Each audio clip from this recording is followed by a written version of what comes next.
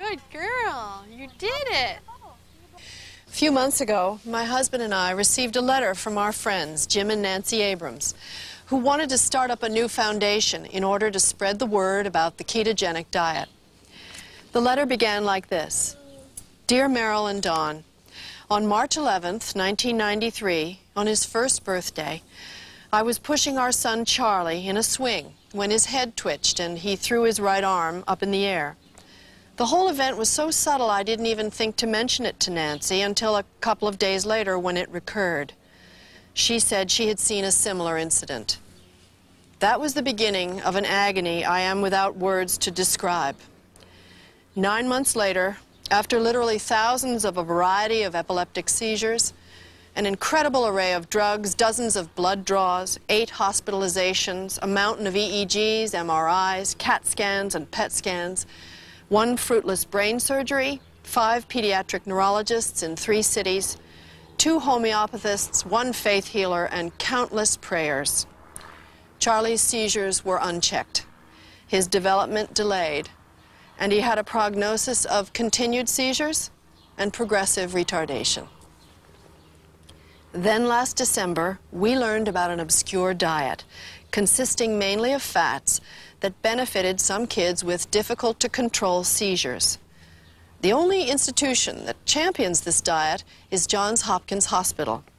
Their dietitian, Mrs. Millicent Kelly, former dietitian in charge of Johns Hopkins Nutrition Clinic, has been perfecting the ketogenic diet for over 40 years. We took Charlie there. He started the diet, and since Christmas 1993, he's been seizure and drug-free. This is Charlie Abrams and his mom, Nancy. I've known him since birth. I've watched his delightful personality emerge through a normal first year. I witnessed his debilitating battle with seizures and medicines. I rejoiced with his family when the ketogenic diet stopped his epilepsy. And now I derive strength and joy like so many of his other friends as we watch him begin to develop again. It's too early to tell whether the 9 months of pummeling from seizures and medicines did any permanent damage to Charlie's brain. If he has anything to say in the matter, I know they won't.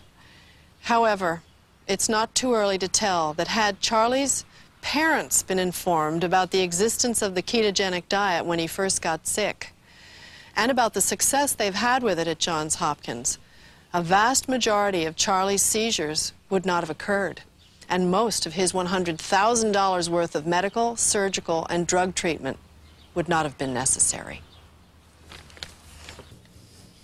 This videotape has been funded entirely by the Charlie Foundation to help cure pediatric epilepsy so that other children and other parents who struggle with this problem, as well as their doctors, can be objectively informed about the ketogenic diet.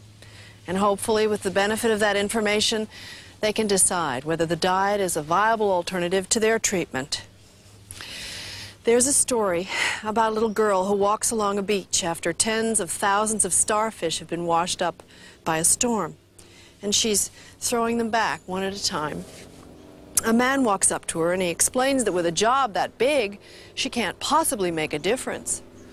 And as she picks up one more starfish and she tosses it back into the sea, she says, "It will make a difference to this one."